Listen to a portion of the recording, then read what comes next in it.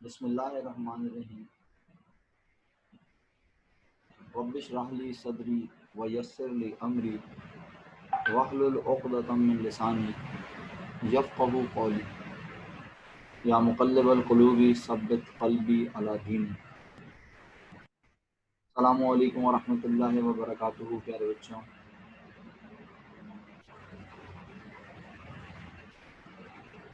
मिजाज बखैर हैं,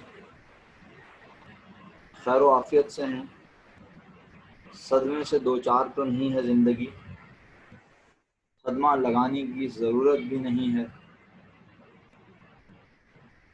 गिरते हैं शहसवार ही मैदान जंग में, तो कोई बात नहीं। अगर खुदा न खास्ता रिजल्ट में नाम नहीं आया तो इसमें कोई परेशान होने की बात थोड़ी है। ज़िंदगी ख़त्म थोड़ी हो गई। इम्तिहान तो ज़िंदगी में और भी बहुत सारे हैं भाई। हाँ, ये ज़रूर है कि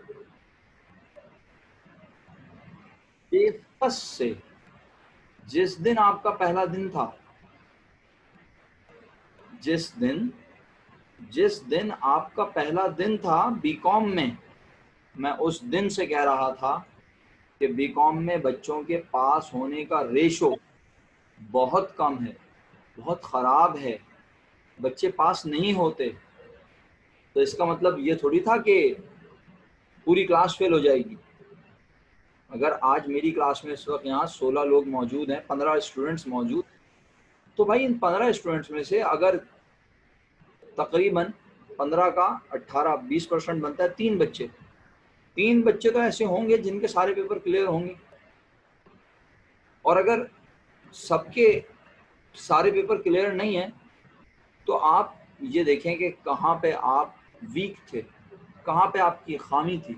अपनी खामियों को तलाश करें, अपनी कोताहियों को ढूंढें, अपनी गलतियों को पहचानें।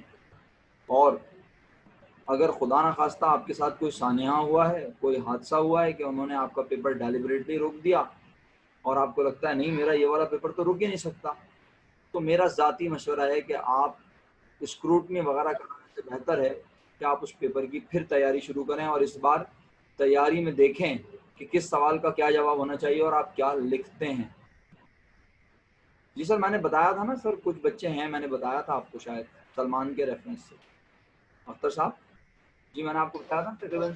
जी ओके जी, चंद बच्चे हैं। ओके सर, मैं भूल गया था। ओके कोई बात सॉरी। कोई बात ओके नहीं, बल्कि बहुत अच्छा किया आपने, बहुत अच्छा किया कि आपने इसको क्रॉस चेक किया। बहुत अच्छा, मैं भी यही चाह रहा था। बहुत अच्छा किया आपने, बस समझ लें दिल से दिल को राह है, आपने बगैर कहे ये चीज़ देख ली। बहुत अच्छा किया, जज़ाक अल्लाह। तो प्यारे बच्चों, मैं आपके गम में शरीक तो हूँ, लेकिन गम तब होता है जब हमने मेहनत की हो और फिर हमारी हमारी मेहनत के बावजूद कहीं पे हमें ऐसा लगे कि हमारी एक्सपेक्टेशन के मुताबिक रिजल्ट नहीं आया। तो सबसे पहले तो मेरा ये मानना है हमेशा से ज़िंदगी में, और बड़ा मुश्किल है ये मानना, मेरे लिए भी ये मानना मुश्किल होता है और आपके लिए भी, कि जो अल्लाह पाक हमारे लिए करते हैं वो सबसे अच्छा होता है। तो भाई, अगर आपके 1, 2, 3, 4, खुदा ना खास्ता 5 सारे पेपर रुके हैं, तो इसमें भी अल्लाह की तरफ से कोई बेहतरी है। आप नहीं जानते उस बेहतरी को, आप नहीं जानते उस काम को जो अल्लाह की तरफ से है। मसलहतें जो होती हैं वो अल्लाह की तरफ से होती हैं। अल्लाह ताला हमारे लिए कहीं दूसरे रास्ते बना रहे होते हैं, कहीं कोई असबाब बना रहे होते हैं। वो हमें बताते हैं कि देख भाई, ये सही रास्ता नहीं है। तो मैंने अर्ज़ किया, मेरा काम आपको इस वक्त डीमोटिवेट करना नहीं है। मेरा काम है इस वक्त आपको सिर्फ ये एहसास दिलाना कि बेटा मैं आपके साथ हूँ, मैं आपके साथ बीकॉम पार्ट 1 के डे फर्स्ट से हूँ। और याद करें मेरे जुमले, मैं कहता था, रोता था कि भाई सिर्फ अकाउंटिंग नहीं पढ़नी, हर सब्जेक्ट में मेहनत करनी है, हर सब्जेक्ट इम्पॉर्टेंट है, वरना मेजॉरिटी कौन से पेपर में रह जाती है आपको याद होगा। बताया था मैंने। अल्लाह पाक से दुआ है कि आप, पहले दुआ तो यह है कि आप सब क्लियर हों, और अगर किसी का कोई पेपर रुक गया तो अल्लाह पाक से दुआ है कि एक से ज़्यादा पेपर ना रुका हो, अगर रुका है। बल्कि मैं तो कहता हूँ कि रिज़ल्ट में ही कोई खामी हो और जब मार्कशीट आए तो अल्लाह के फजल और हुक्म से आप सारे पेपर्स में क्लियर हों। लेकिन बात फिर वही आती है, अगर आप 45, 46, 47, 48% से क्लियर हैं तो बस ठीक है, कोई बात नहीं। आपकी मेहनत जितनी आपने की उतना रिजल्ट मिला, 5% ज़्यादा 5% कम, आप ये सोच लें। क्या ख्याल है? बट ये मत सोचें कि नहीं मैंने तो जनाब बहुत ज़बरदस्त पेपर किया, क्योंकि आपको जो लगता है सही है ज़रूरी नहीं कि सामने पेपर कॉपी चेक करने वाले को सही लगता हो। जिस सवाल का जवाब आप लिख कर आ रहे हैं ये सोच करके यार इसका जवाब ये होता है, उसका जवाब वो होता ही ना हो, फिर तो सर हमें कौन बताएगा आखिर? ये बात तो है ना, practice makes a man perfect. आप जब चीज़ों को देखेंगे, आप जब अकाउंटिंग पढ़ते हैं तो आप 10 जगहों पर इंटरनेट पे भी देखते हैं, आप अपने दोस्तों से भी डिस्कस करते हैं, तो थ्योरेटिकल सब्जेक्ट्स को भी आपको ऐसे ही लेके चलना चाहिए कि जब आप पढ़ें तो आप उसको डिस्कस करें, देखें, मुख्तलिफ प्लेटफॉर्म्स पे जाएं, इंटरनेट पे ढूंढें कि सवाल का कैसे जवाब देना चाहिए, कितनी लाइनों में देना चाहिए। और बहरहाल अब तो वक्त इतना कम है कि अगस्त तकरीबन ख़त्म होने को है, सितंबर, अक्टूबर, नवंबर और उसके बाद दिसंबर में फिर पेपर का इनेकाद, और पता नहीं इस बार पेपर कैसे होते हैं।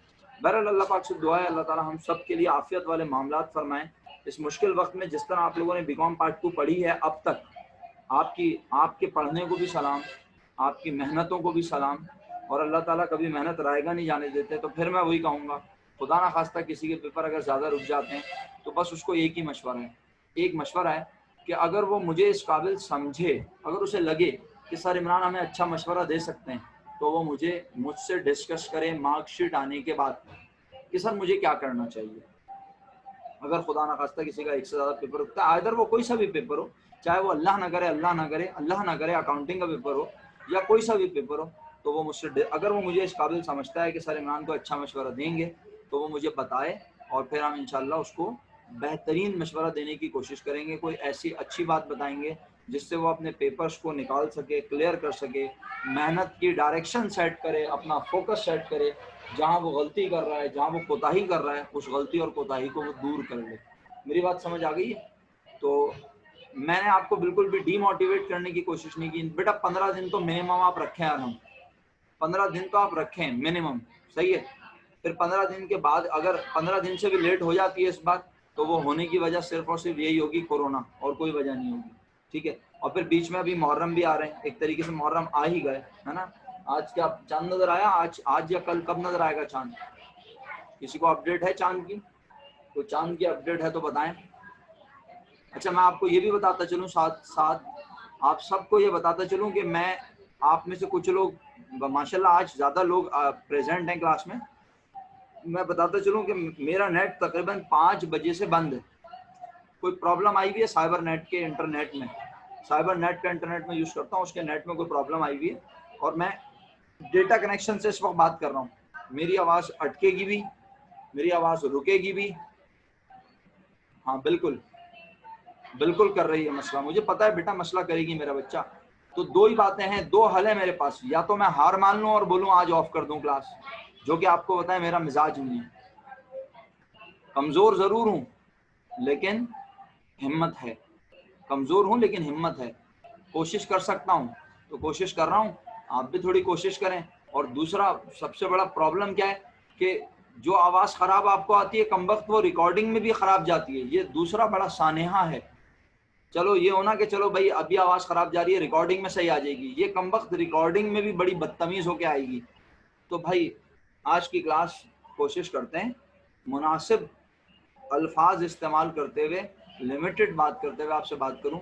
आप गैर ज़रूरी माइक अनम्यूट ना कीजिएगा, कैमरा गलती से भी ना खुले, वरना बैंडविड्थ और गिरेगी और मेरी आवाज़ और ख़राब हो जाएगी, और मेरे पास कॉल आएगी तो शायद मेरा इंटरनेट डिस्कनेक्ट भी हो जाए, क्योंकि मैं मोबाइल से डेटा कनेक्शन पे हूँ। तो जब कॉल आती है तो आपको अंदाज़ा होगा, आप में से जो लोग डेटा कनेक्शन यूज़ करते हैं, कि कॉल अक्सर मीटिंग से हम डिस्कनेक्ट हो जाते हैं। तो बहरहाल अब जाहिर सी बात है मैं किसी को कॉल करने से रोक तो सकता नहीं हूँ, मेरा सर्किल बहुत बड़ा है, कौन कब कॉल कर ले मुझे नहीं पता। तो आइए हम आगाज़ करते हैं। आप सब लोग हिम्मत ना हारें, बस आज के इस तमाम बात की समरी है कि खुदा ना खास्ता किसी का एक दो जितने भी पेपर अल्लाह न करे रुकें, वो हिम्मत ना हारे, ये ना सोचे कि यार मैंने मेहनत की थी और पेपर रुक गया और ये बीकॉम में तो ऐसे ही होता है। नहीं बेटा, बीकॉम में ऐसे नहीं होता। मैं आपके दरमियान से या ऐसे लोग दिखा सकता हूँ जिनके सारे पेपर क्लियर हैं, आप ही की तरह इंसान है अल्हम्दुलिल्लाह, लेकिन आप ये नोटिस करेंगे कि वो बहुत फोकस थे, बहुत फोकस। देखें हर इंसान में खामी होती है, हर काम में खामी होती है, कोई इंसान पूरा नहीं है, मुकम्मल नहीं है। कहीं ना कहीं हम वो उतना परफॉर्म नहीं कर पाते जितना करना चाहिए होता है, ठीक है। तो आपका शिकवा बजाए, अगर आप शिकवा करते हैं ना सर मैंने तो बहुत अच्छा पेपर किया था सर, मैंने तो बड़ी जान मारी है, बिल्कुल मारी होगी, मैं आपकी मेहनतों के अगेंस्ट नहीं हूँ, लेकिन बात सिंपल सी है कि अगर कहीं कोई खामी हुई है तो वो मार्कशीट आने के बाद उसको देखते हैं और फिर उसे अल्लाह के हुक्म से कोशिश करते हैं ओवरकम करें। और इस बार क्या हमारे लिए बेहतर होगा ये मार्कशीट आने के बाद ही फैसला हो सकेगा। अभी तो बीकॉम के सब्जेक्ट्स को ही फोकस कर लिया जाए तो अच्छा है। अब देखें, मैं एक मिसाल देता हूँ, मेरी मिसाल पे सच बताएं सब 18 लोग मेरे साथ क्लास में मौजूद हैं, 18। मेरे सवाल पे जो हाथ हैंड रेस करेगा मैं समझ जाऊंगा कि वो सच बोल रहा है, सही है। हैंड रेस करने वाला यानी वो सच बोल रहा है, और जो हैंड रेस नहीं कर रहा यकीनन वो भी सच कह रहा है, लेकिन वो काम कर रहा है। वो तमाम लोग जिन्होंने बीकॉम पार्ट 2 की उर्दू अभी तक उठा के देखी तक नहीं है, बीकॉम पार्ट 2 की उर्दू की किताब नहीं देखी, नोट्स नहीं देखे, जरा हैंड रेस करें।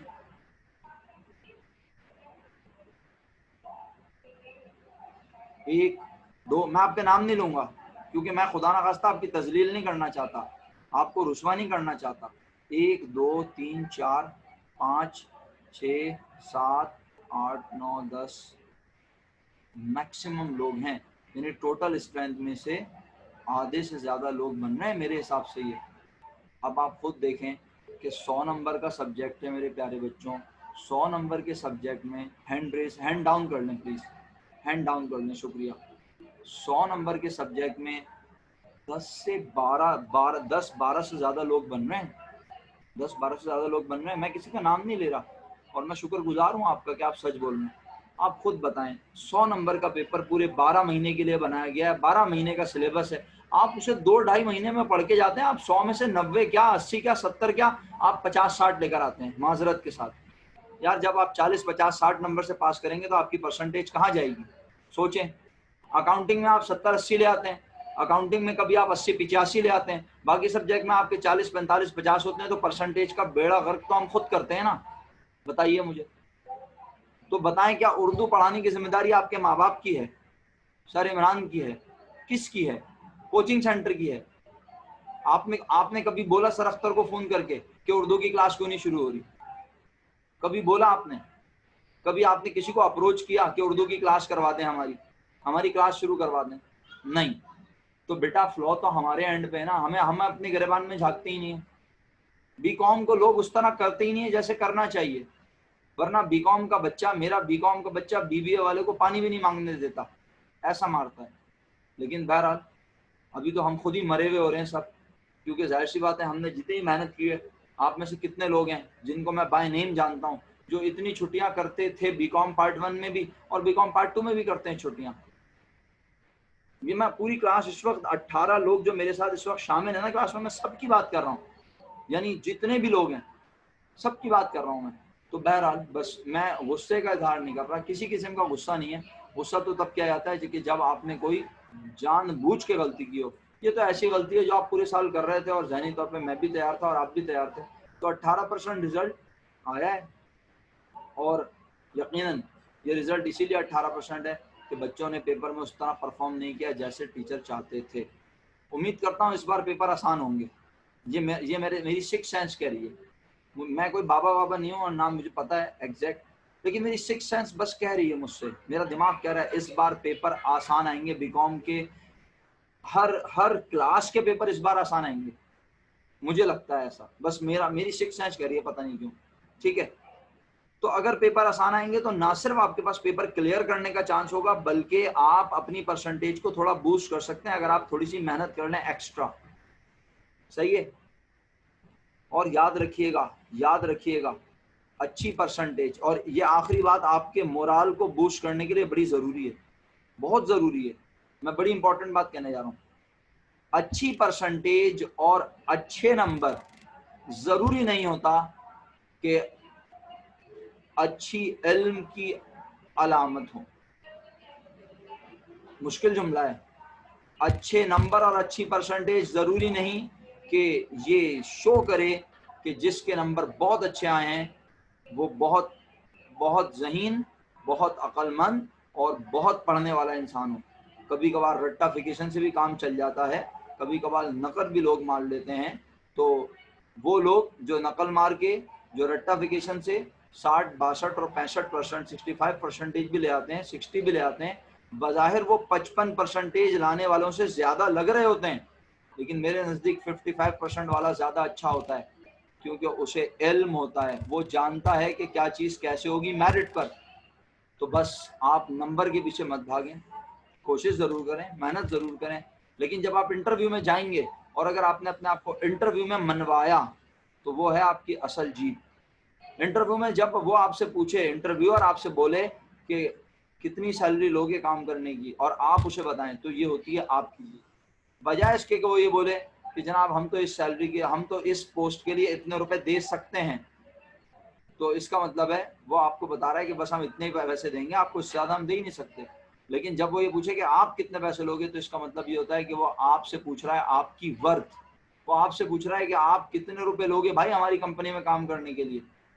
तो बहरहाल नंबर के पीछे मत भागें, नंबर कम तो आ जाते हैं, नंबर ज़्यादा भी आ जाते हैं, बस इल्म हासिल करें जो आप अभी तक कर रहे हैं, हर सब्जेक्ट को मेहनत से समझ के पढ़ें, ठीक है।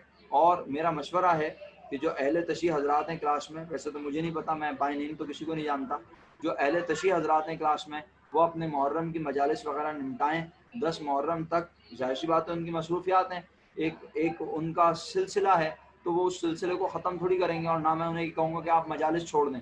अहले तशी हजरात भी अपनी इबादत से पीछे थोड़ी हटेंगे, तो अहले तशी हजरात अपनी इबादत मुकम्मल करें 10 मुहर्रम के बाद से। वैसे तो चैलम तक ये मामला चलता है और बहुत सारे मामलात होते हैं, बहुत सारे मामलात होते हैं, लेकिन मेरी आपसे रिक्वेस्ट है कि अगर कोई अहले तशी हजरात हैं तो क्लास में अपना 10 मुहर्रम के बाद से वो मैक्सिमम जान मारें। जो लोग दूसरे मसालिक से ताल्लुक़ रखते हैं वो लोग आज से ही, कल से ही मेहनत का आगाज़ कर दें, बाकी सब्जेक्ट्स को पढ़ना शुरू करें, बुक ख़रीदें, नोट्स ख़रीदें, देखें कौन से सवाल का क्या जवाब बनेगा। जब आपने अभी तक उर्दू के नोट्स नहीं देखे, आपने उर्दू की किताब नहीं देखी, तो आपको ये भी नहीं पता कि किस सवाल का जवाब कितना बड़ा और कितनी लाइनों पर मुश्तमिल होगा और किस सवाल के जवाब में क्या लिखना होगा। मेरा ख्याल है मेरा काफ़ी टाइम इस मैंने लेक्चर में ले लिया। मैं उम्मीद करता हूँ कि आप मेरी बातों को बहुत सीरियस लेंगे और अल्लाह के हुक्म से मैक्सिमम मेहनत करके इस बार अल्लाह के हुक्म से ना सिर्फ कामयाब होंगे, बल्कि जिस हद तक अल्लाह ने चाहा आप अपनी परसेंटेज को इम्प्रूव भी करेंगे इंशाअल्लाह। ओके,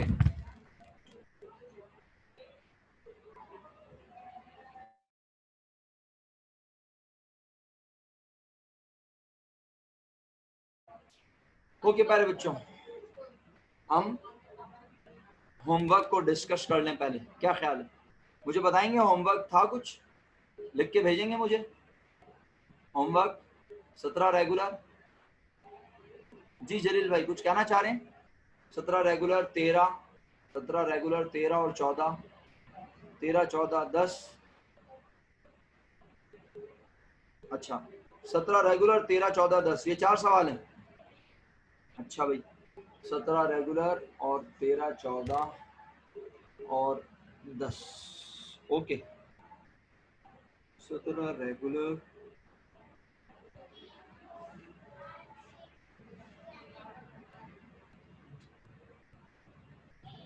क्वेश्चन नंबर 17 रेगुलर का क्वेश्चन नंबर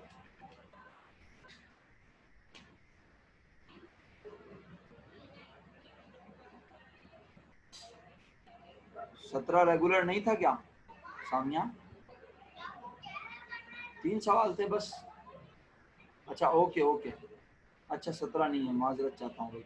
13 14, 13 रेगुलर 14 प्राइवेट और 10 regular. Okay, 13 regular, 13 regular, let me open. 13 regular 14, पहले 14 प्राइवेट आएगा ना 5 ईयर में, सीक्वेंस से चलते हैं। 14 प्राइवेट देख लेता हूँ अगर मिल जाए।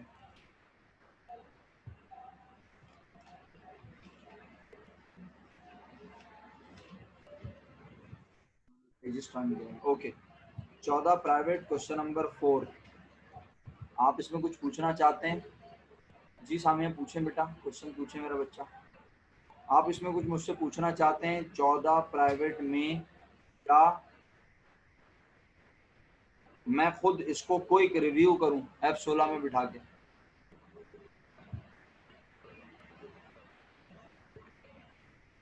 सामिया तुम मुझसे व्हाट्सएप पे पूछ लेना ना बेटा, क्या ख्याल है? मैं देखता हूँ अगर अभी मुझे फौरन मिल जाए।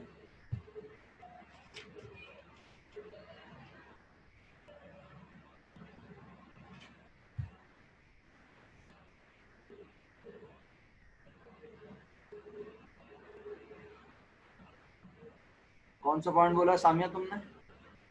17 रेगुलर का 10 समझा दूँ? 10, 1 2 3 4 5 6 7 8 9 10। फिनिश गुड्स की एंडिंग इन्वेंट्री दी हुई है, फिनिश गुड्स की एंडिंग इन्वेंट्री दी हुई हो तो आपको कॉस्ट ऑफ गुड्स सोल्ड निकालनी होती है मेरा बेटा। तो आप फिनिश गुड्स ओपनिंग देखो, पहले से 57,000 है, फिर जो आपने इस साल बनाई पॉइंट आई में आपने निकाली होंगी वर्क इन प्रोसेस एंडिंग की मदद से, वो उसमें प्लस करो और फिर एंडिंग लेस कर दो 65,000, तो आपको कॉस्ट ऑफ गुड्स सोल्ड पता चल जाएगी। तो cost of goods sold debit finish goods credit, point number J की एंट्री ये बनेगी, लेकिन अमाउंट निकालनी पड़ेगी जैसे मैंने बताई वैसे, और आप टी अकाउंट बना के भी निकाल सकती हो। अगर अभी भी समझ नहीं आया तो आप मुझसे इंडिविजुअली पूछ लेना व्हाट्सएप करके। ओके, मैं 2014 प्राइवेट के क्वेश्चन नंबर 4 का जहाज में बिठा के रिव्यू दे रहा हूँ। अमाउंट आप मुझे हेल्प करेंगे, अमाउंट मैं नहीं बोलूंगा। अगर आप अमाउंट मुझे बताते रहेंगे तो अच्छी बात, वरना फिर मुझे मजबूरन अमाउंट निकालने के लिए फिर मेहनत करनी पड़ेगी।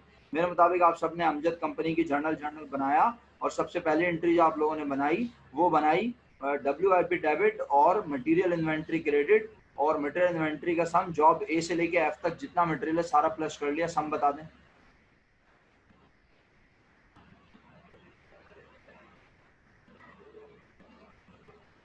2,16,000। दूसरी एंट्री बनाई WIP debit payroll payable credit, और इसका तरीका आपने ये इख्तियार किया कि आपने सारे आर्स को प्लस किया।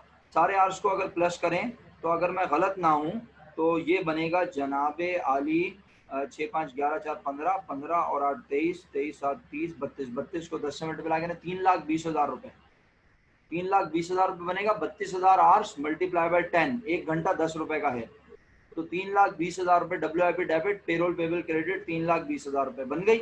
अच्छा, अब उसके बाद कहता है and factory overhead is charge to job at 5 पर डायरेक्ट लेबर आवर। आपने तीसरी एंट्री बनाई WIP डेबिट और FOH अप्लाइड क्रेडिट। सुनना है आप सब मुझे? तीसरी entry WIP debit FOH applied credit, और FOH अप्लाई होता है किस पर? डायरेक्ट लेबर आर की बेस पर। तो क्या डायरेक्ट लेबर आर आपको पता है? आपने बोला जी सर पता है। डायरेक्ट लेबर आ रहे हैं 32,000, और FOH के होने का रुझान क्या है? 1 घंटा मजदूर काम करता है तो FOH 5 रुपए होता है। तो आप सबने 32,000 को 5 से मल्टीप्लाई किया, 1,60,000 रुपए से तीसरी एंट्री बनाई WIP debit FOH applied credit. कोई नहीं पूछेगा तो मैं भी दावत नहीं दूंगा, आगे बढ़ता जाऊंगा पॉइंट, क्योंकि फिर वो F16 तो नहीं उड़ पाएगा ना, फिर तो वो चिंची बन जाती है बेचारी। एक्चुअल फैक्ट्री ओवरहेड इनकर्ड 1,55,000, आपने बनाई FOH डेबिट और अकाउंट पेएबल क्रेडिट, और अमाउंट आपने लिख दी 1,55,000। During June job ABDE and F were completed. कहता है जून के महीने में हमने ABDEF बना ली। आपने टेबल बनाया सब बच्चों ने ABDEF का? ABDEF अगर बना ली तो ABDEF की कॉस्ट आप मुझे सबकी ABDEF की कॉस्ट मुझे टोटल लिख के भेज दें। डायरेक्ट ABDEF की जो कॉस्ट बन रही है ना वो मुझे लिख के भेजें। अगर किसी के पास वो मैच नहीं होगी तो फिर मैं बता दूंगा कैसे आई है। अदरवाइज 6,05,000 दो, 6,05,000 दो, 6,05,000 दो बच्चों ने मुझे बताया, मतलब बाकी किसी ने नहीं निकाली है। 6,05,000 1 2 3 4 4 जवाब होगा, 4 5 हो गए, 6 हो गए।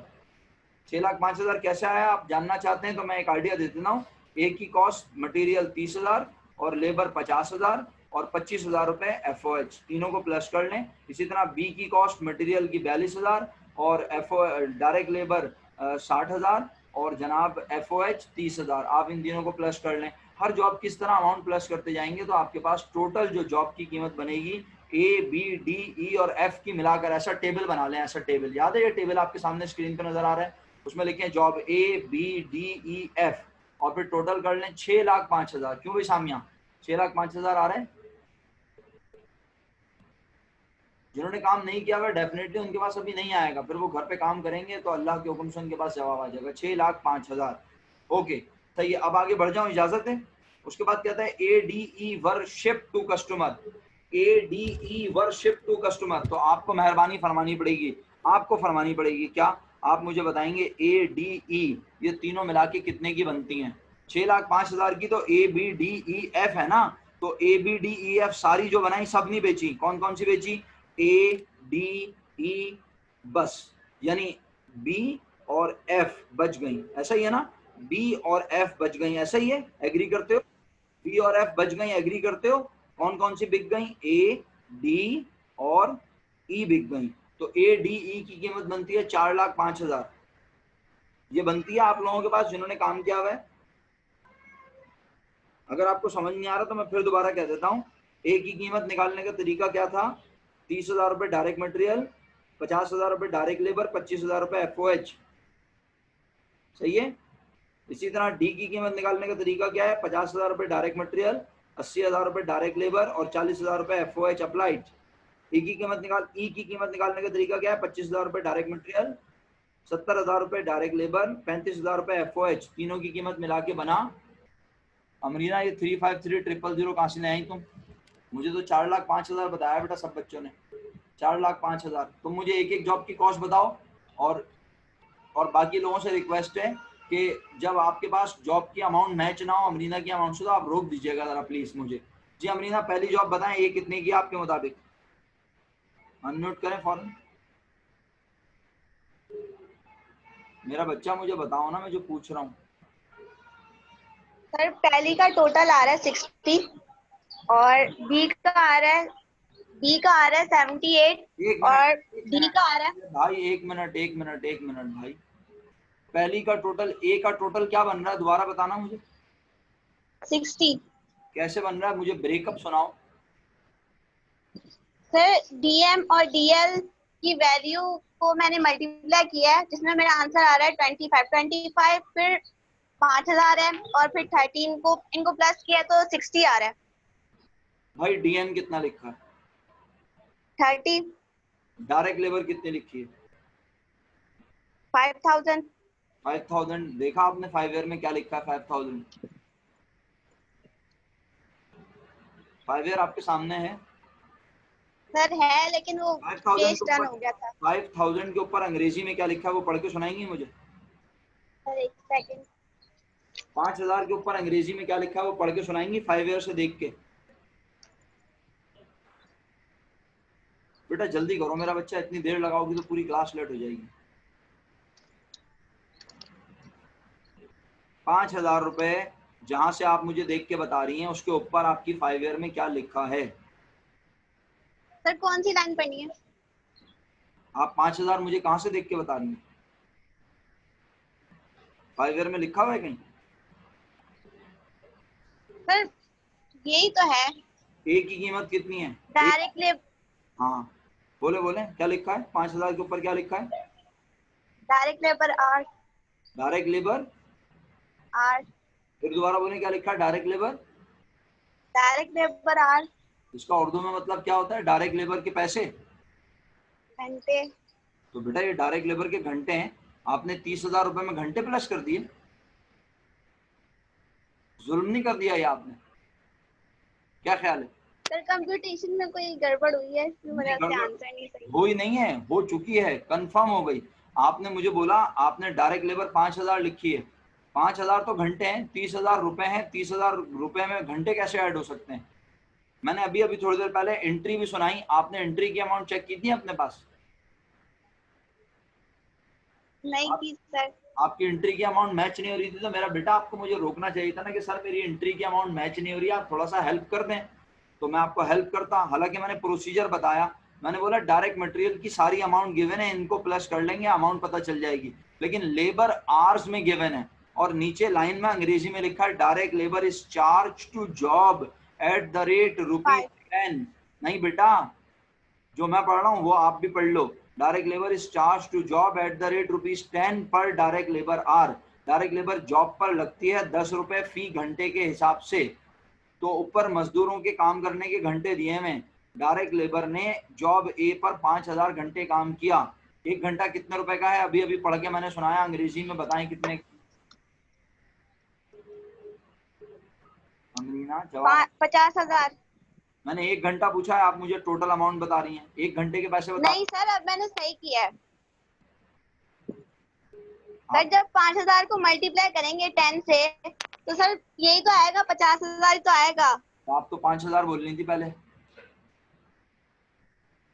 सर वो गलत लिखा था ना मैंने टेबल में। तो मैं आपसे यही तो अर्ज कर रहा हूँ, आपने गलत क्यों लिखा था? क्योंकि आपने उसे 10 से मल्टीप्लाई नहीं किया था ना। नहीं किया था। तो यही तो समझा रहा हूँ आपको कि 1 घंटा कितने रुपए का है। सर सही है। 1 घंटा कितने रुपए का है? 50,000। 1 घंटा कितने रुपए का है?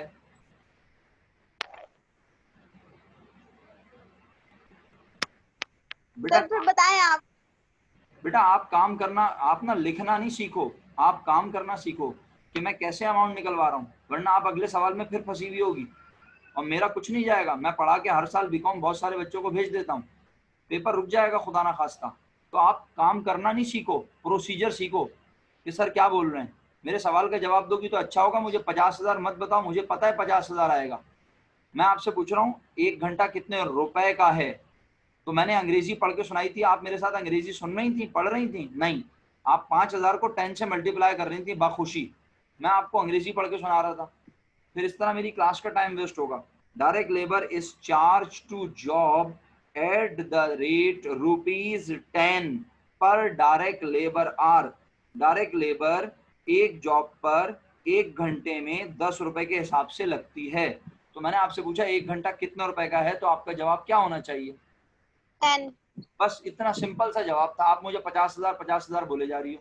सही। फिर आपने कहा अगर 1 घंटा 10 रुपए का है मेरा बेटा, तो कितने घंटे जॉब ए पर काम हुआ, बताओ देख के, शाबाश। 50। फिर गलत।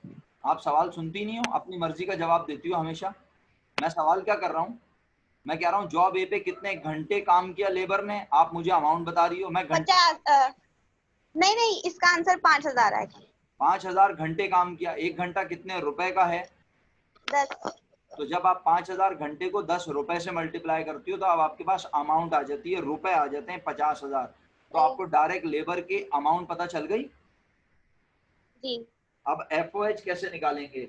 एफओएच के लिए उसने बोला कि एफओएच जो होगा वो भी डायरेक्ट लेबर के घंटों पे ही होगा, लेकिन एफओएच होगा कितने रुपए 1 घंटे पे, बताओ देख के, शाबाश। अगली लाइन पढ़ो 5। अंग्रेजी। शाबाश। 5 पूरा बोलो। 5 क्या? 5 घंटे? 5। सर शाबाश, कोशिश 5 करो। घंटे 5 घंटे डायरेक्ट लेबर। नहीं, 5 घंटे नहीं मेरा बेटा। 5 से पहले रुपीस लिखा हुआ है, फिर भी आप उसे इग्नोर कर रही हो पेपर में। लिखा हुआ है सर। तो फिर आप इग्नोर कर रही हो ना उसे, आप उसे पढ़ो, वरना नुकसान, बार बार बोल रहा हूँ कि नुकसान सर इमरान का नहीं होगा। सर इमरान सवाल पढ़ा के निकल जाएंगे आगे, आप लोगों को काम करना नहीं आएगा। देखो, factory overhead is charge to job at the rate ₹5 पर डायरेक्ट लेबर आवर। एफओएच हर जॉब पे लगता है, मजदूरों ने जितने घंटे काम किया है हर घंटे पे 5 रुपए के हिसाब से। यानी एफओएच के होने का रुझान क्या है? एफओएच के होने का रुझान क्या है? 5 रुपए पर डायरेक्ट लेबर आवर। 5 रुपए पर डायरेक्ट लेबर आवर। सही है। तो बताओ जॉब ए पर मजदूरों ने कितने घंटे काम किया? अमरीना जो सवाल पूछा वही जवाब देना, वरना बोलना सवाल रिपीट कर दें। जॉब ए पर मजदूरों ने कितने घंटे काम किया? शाबाश।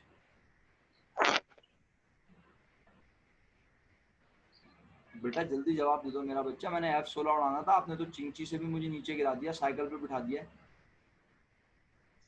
सर 5,000 आएगा ना। बिल्कुल आएगा। इतने घंटे काम किया और उसकी कॉस्ट पता चलेगी हमें इससे मल्टीप्लाई करने से ना सर। तो 5,000 को आपने 5 से मल्टीप्लाई किया, 25,000 आ गया आपके पास। जी। 25,000 का नाम क्या है? Direct labour cost. अल्लाह अकबर। 25,000 का नाम direct labour hours. Direct labour hours. Direct labour hours. भाई एफओएच है बेटा, एफओएच। 25,000 रुपए एफओएच है मेरा तो बच्चा। सर टेबल में तो ये वैल्यू आएगी ना इसकी। बेटा मैं जो सवाल करता हूँ आप वो जवाब ही नहीं देती। मैं आपसे पूछ रहा हूँ 25,000 रुपए का नाम क्या है, मुझे वो नाम बता दीजिए बस। आप डायरेक्ट लेबर कह रही हैं, कभी आप उसको आर कह रही हैं। मैं जो सवाल पूछ रहा हूँ मुझे उसका जवाब देते, मैं आगे बढ़ जाऊंगा ना, मैं आपको तंग थोड़ी करूंगा। एफओएच की अमाउंट 25,000 रुपये आई, डायरेक्ट लेबर की अमाउंट 50,000 रुपये आई, और डायरेक्ट मटेरियल 30,000 रुपये है। जॉब ए की कीमत सर ये एफ FOH अप्लाई हुआ है डायरेक्ट लेबर पर, तो ये FOH ही पता चला। ये FOH अप्लाइड पता चला है, FOH अप्लाइड जॉब ए का 25,000 रुपए, राइट। क्या मुझे बाकी बच्चे अमरीना समेत जवाब लिख के भेज सकते हैं कि जॉब ए कितने रुपए की बनी? आई नो कि मैं बहुत लेट हो गया हूँ, लेकिन आप मुझे लिख के भेज देंगे तो मुझे थोड़ी तसल्ली हो जाएगी। 1,05,000 रुपए की बनी जॉब ए। बेटा जॉब डी की कीमत भी लिख के भेज दोगी मुझे? जॉब डी कितने रुपए की बनी? जॉब डी 1,70,000 रुपए की बनी। जॉब ए 1,05,000, जॉब डी 1,70,000 और जॉब ई कितने की बनी मेरा बेटा? ई फॉर एलिफेंट 1,30,000 रुपए की बनी। 1,05,000, 1,70,000 और 1,30,000, ये बन गया 4,05,000। सही है अमरीना बेटे, 4,05,000 आपको समझ आया? जॉब ए, डी और ई की कीमत तीनों को प्लस किया, 4,05,000 रुपए बने। मैं आगे बढ़ रहा हूं अब। इसके बाद इस 4,05,000 रुपए के माल को shift to customer, shift to customer का मतलब है क्या कर दिया? बेच दिया। शिफ्ट का मतलब भेज दिया और बेच दिया कस्टमर को at a price 40% above cost. जो कीमत है ना इन 3 जॉब्स की, कितनी? जो कीमत है ना इन जॉब्स की तीनों की, कितनी? क्या हो गया, लिख के ही नहीं भेज रहे आप? 4,05,000। 4,05,000 के सामान को 40% अबव कॉस्ट। 40% क्या बोलो? 40% क्या? अबव कॉस्ट, यानी 4,05,000 का सामान 4,05,000 से 40% ज्यादा पे बेचा, तो 4,05,000 खुद कितने फीसद है? हर अमाउंट अपने अंदर खुद कितनी होती है? 100। 40 इसमें ऐड करो तो 140% बन जाएगा। बिरयानी वाली पार्टी 4,05,000 का मल्टीप्लाई बाय 140% लेगी, और सेरिलैक वाले बच्चे 4,05,000 का 40% लेकर 4,05,000 में प्लस करेंगे। दोनों के पास जवाब अल्लाह के हुक्म से सेम आएगा, 5,67,000। ये क्या मजाक है? 6,30,000 कैसे आ गया भाई? 5,67,000 आएगा भाई, 5,67,000। सबके पास 5,67,000 आ रहा है। इतना सा काम बोला है, कैलकुलेटर में लिखो 4,05,000 मल्टीप्लाई बाय 140 डिवाइडेड बाय 100।